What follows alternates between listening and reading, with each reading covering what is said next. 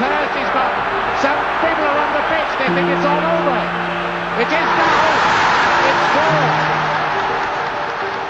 Post-match and post-training recovery in our day were virtually non-existent.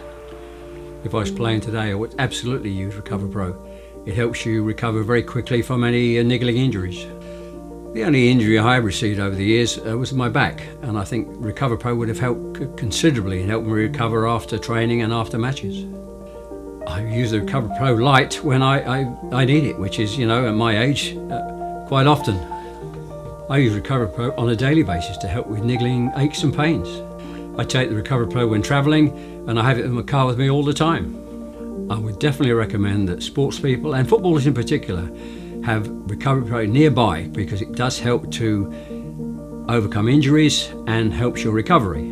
In those days we didn't need the recovery after a World Cup final or matches in general, but had we had Recovapro at that time, it would have been a huge benefit to the players with niggling knocks and bangs you get after a World Cup final.